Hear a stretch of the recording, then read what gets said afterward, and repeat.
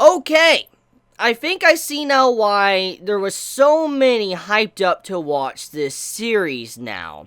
So let's get a little bit of a brief backstory here. In all honesty, I didn't really know about this series until, I did What I Will Watch for Winter of Anime 2018. Apparently this series has been getting hyped up for over a year now, since early last year in 2017. It was getting hyped up by KyoAni, everybody was getting excited to watch it, and I didn't actually find out about this and how big it was or whatever until I did that video, What I Will Watch for Winter of Anime 2018, and everybody's like, Chibi, you do know that this project that KyoAni is working on is going to be a massive thing for the upcoming season. It's been built up for so long, many people are looking forward to it, and I honestly didn't know what to expect. This was my main first time hearing about the series. I might have heard about its name being mentioned here or there, but I honestly forgot completely about it and kind of just, swept it to the side, and this series just, side hit me, hit me from the side, and I just didn't even expect it. It was like a tidal wave coming in, just smashed into me, because I didn't even know about this series until the vast community of the anime community started talking about this series, and so I'm like, okay,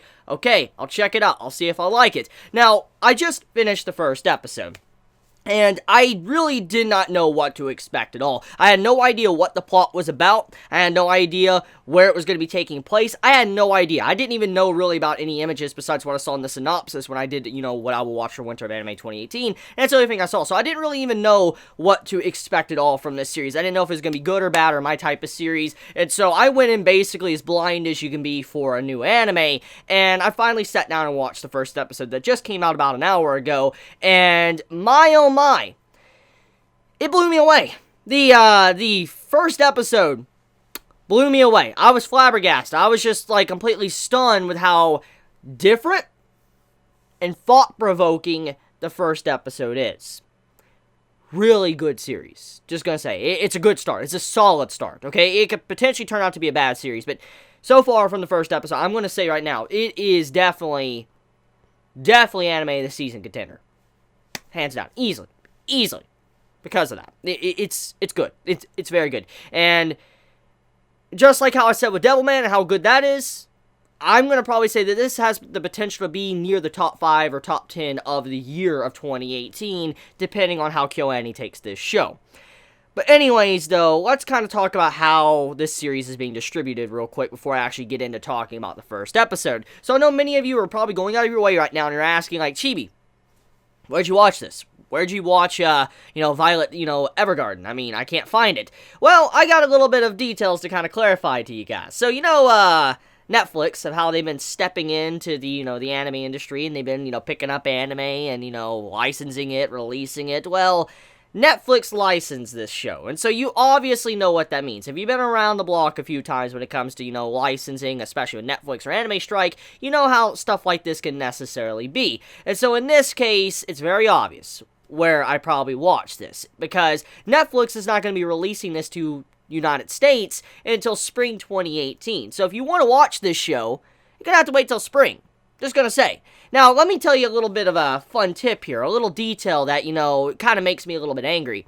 Apparently, everybody else outside of the United States, everybody, like Canada, UK, and a bunch of other countries and stuff, they are all getting this series weekly, streamed on Netflix. Netflix will weekly be streaming this series on their platform, on their site, on all other countries besides United States. And I'm thinking to myself, what? What? What? What? Of all things? Netflix? Really? You don't stream it to... It just doesn't make a lick of sense to me. It doesn't. I'm like, Netflix, you do realize that when it comes to the anime community, we like to talk about things when it's fresh, because when a new season comes around, we want to talk about, the new stuff. We don't want to talk about something that already kind of came out a while back. And it bugs me that Netflix continues to have this practice. I mean, they're trying to ease up a bit, obviously. I mean, they have other countries, but of all countries they decide to exclude, it's America. And I'm thinking to myself, really? You do that? It's just it blows my mind away. It really does. My mind is completely just gone with how Netflix is doing that practice right now. But anyways, Besides that, the people that are currently translating this, I tip my hat. If I was wearing a hat, I'd tip it to you right now because you're doing fantastic work in the subs and all that translations. It looks absolutely beautiful. Now, a quick thing I actually want to say about that is the same people that are translating Violet Evergarden are the same people that did Little Witch Academia. So, if you remember how quality Little Witch Academia was that came out, a couple seasons back and all that, and how good the translations were and stuff, and the quality work and all that, well, that same translation team is working on this series, Violet Evergarden. So, yeah, if you notice any similarities about the translations are, that is the reason why. Anyways, let's get into the core content. So, let's talk about the series, okay? I think I've, talked enough about, little details on the side and stuff. Let's actually talk about Violet Evergarden. So, the show is by KyoAni. KyoAni is a fabled studio that is well known for being one of the best studios in the anime industry because of how they treat their animators and all of that. So, overall, I really like KyoAni. I love how they treat their employees. I love how everybody's treated a part of their studio, and they make and produce some really high-quality series. I mean, usually, regardless if I don't like the series or not, usually KyoAni shows, they look beautiful. They look like movie quality half the time, and so, I dare say right now that I expected some really good artwork and animation coming into the show. That was just granted since this was KyoAni. Now, KyoAni, besides that though, they have a lot of slice of life series. They typically do a lot of slice of life, and like I said, going into this series, Violet Evergarden, I really didn't know what to expect. I didn't know if it was going to be a slice of life. I didn't know if it was going to be a fantasy story, because they have done a couple of fantasy stories in recent times, but they don't do them as much as they do their slice of life. And going into this, I was very surprised with the premise of it. So, the setting of this series is set into, I'm assuming, now I could be wrong here with the date or details, because many of you that have been keeping up with this series for a long time might already be aware of the timeline we're set at, but I want to assume that this series is taking place around the time after World War II, or maybe after World War I, somewhere around there. That is where this series is taking place. Now that overall premise, that setting, that is nothing original, I understand. There is a lot of anime out there that take this setting and use that setting quite often. However, it's what is displayed in the first episode that, like I said, blew my mind away. Right off the bat, like, soon as the show begins, we get an example of PTSD. A character called Hodgins, I think that's his name, or it's Hodgins or Hodgins. Hodgins experiences PTSD. It's right at the beginning of the episode. You see this, and you're like, whoa. Okay, so we're going to have, like, this very deeper and darker theme going on here with PTSD and someone having to deal with the ramifications of what happened in a war and after they have to be away from war. We get to see that example. And so that's kind of what the story, what I think, is about. Basically, soldiers, people in the military, recovering from being in war for so long, experiencing and seeing so many horrific things, they're recovering. And that's what I think this show is about. However, we focus on our main female character, which is Violet. And her last name most likely is going to eventually turn into Evergarden. But Violet, she is a character that was basically more like a tool, a machine in war. She was used like a tool to just take down people, do operations, missions in, the military, and that was basically it. She didn't really do anything else. She only served her purpose to do whatever the military asked her to do, what her higher-ups asked her to do. So she never really had her own, in a way, free will. She never got to do what she really wanted. She never got to be her own person. She never got to really seek or ask anything she personally wanted. She always just followed the orders of the military because that was the only thing that she really knew her whole life. So that shows what type of character she is.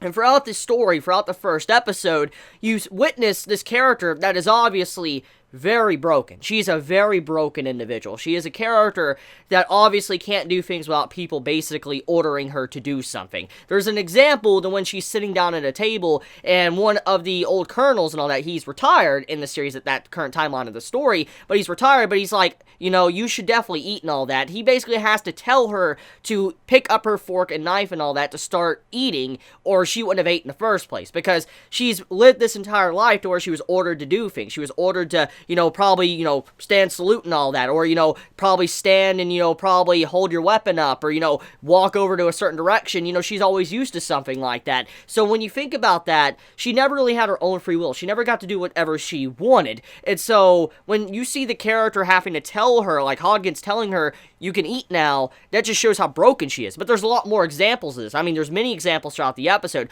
One example is to when someone tells her, to take off the glove, and she takes it off, and she shows her her hand and all that, and she just shows like she doesn't have like any care for her own well-being. She's just like a tool for anyone else, and it's a very sad depiction of her character to show how broken she is and how many other people around her are kind of trying to help her out, or how they're kind of freaked out about her because of how she acts. I mean, Hodgins in general, when we see his character, like I said, we already seen that he is experiencing some form of PTSD. He has something definitely hidden in the closet that he doesn't want to talk about, and most likely has something to do with Violet. But for now, though, we see throughout his interactions with her that he realizes that she is very broken. She needs help. She needs to be, like, you know, I guess shown how wrong her thought process is, and she needs to be shown how much there is for her to learn and grow. And that's basically what the story is showing us. So, Violet Evergarden, the show, the anime, it's very deep. It's a deep first episode. I mean, I could really spend a long time just talking about the little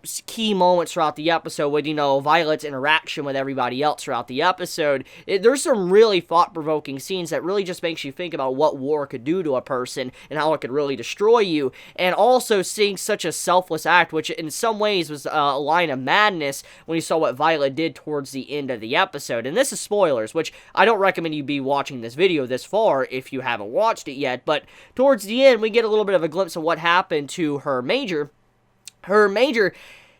He was bleeding out, obviously, and it was someone that obviously cared for Violet quite deeply. He definitely cared for her, and he was always her superior officer.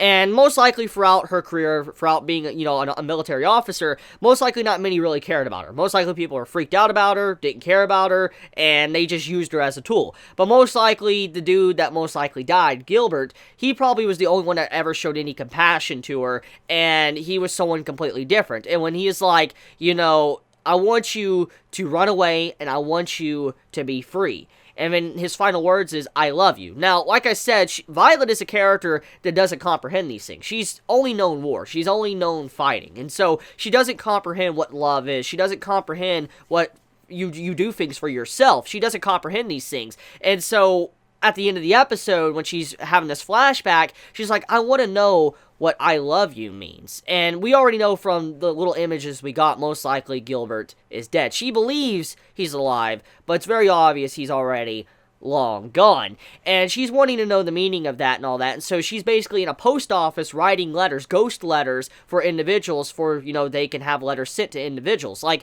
here's the example, okay, a quick description of it. You have individuals in this point in period of time to where they can't really write. Like, there's individuals that don't have the ability to write. They don't have the privilege of being able to write. And so they go to these certain offices which do ghost writing. And so they just say the words like, you know, say, tell my girlfriend I love her. Okay, that's what they say to the person at the post office. And so the post office person, they write on the letter or whatever on a typewriter, they write your letter, and then they send it out to the person. So even if you don't have the ability to read or write, at the very least, you could still send a letter to the one you love very far off, way out of country or something. That's basically what was going on there. And so she's like, I want to work in this certain section. I want to understand what these words mean. And so she's starting to open up and learn things about her environment that she never knew before. And so that's kind of what the story is about. I know it got a little bit long-winded when it came to the description of Violet Evergarden, but it's a really good first episode, and I think me talking about it for this long, just going on and on, just proves how much I really did like the first episode, and it's definitely a good starting point for KyoAni of 2018. It definitely is. KyoAni, you did a good job. I'm proud of you. Good first episode. Coming into this, not really expecting much. I dare say you did a fantastic job. Definitely better than any other works from 2017. I will definitely say that. It's definitely better than anything else they produced from last year. This is a good first series for 2018 for KyoAni, and I really do hope that it's successful and the story continues to be very good and thought-provoking like how the first episode was. Now, one little tidbit I want to add in before I kind of end this video, though. I do believe that Hodgins has something to do with Violet's character, her personality, why she acts like she does, because when he was showcasing the three animals, like the stuffed animals, to Violet, and he's like, if it's a life or death situation, you have to choose which one of these are, you have to choose which stuffed animal you want, she chose a puppy. Now, the reason why she chose the puppy was very dark and sad. She said she chose the puppy stuffed animal because apparently people in the military used to call her the dog of Gilbert, which means that she was just like a tool or whatever, and that's really messed up, and it's entirely when you take a moment to think about that. But basically, though, the way he acted, the way way he kind of forced upon a stuffed animal to Violet, it showcased that this man obviously is experiencing, like, eternal suffering. Or, like, he's experiencing something within himself that he kind of wants to let go of. Since we do know he is experiencing PTSD, we most likely can understand the fact that this man, most likely, he feels responsible for Violet in some way. There probably is something that happened. So, yeah, that's about it. Let me know your thoughts in the comments below. How do you feel about, Violet's design? How do you feel about her missing her arms as well, having robotic, arms? How do you feel about her, literally losing her arms and trying to drag her commanding officer with her mouth up the stairs? How do you feel about that? Be honest in the comments below, and tell me, did you like the first episode? Did you hate the first episode? Please be honest, and hopefully Netflix, catches the idea of you should probably, stream to every single country. It's not right that they're excluding countries, especially, US of all things. It doesn't make sense to me. I mean, of all countries, they exclude Netflix, but they do every other thing. I'm like, what? It blows me away they would do something like that. So hopefully Netflix, learns from this as well. But I love you guys. You have a wonderful day or night wherever you live. If you enjoy my content, please subscribe. If you like this video, please leave a like. Please be safe. Chibi out.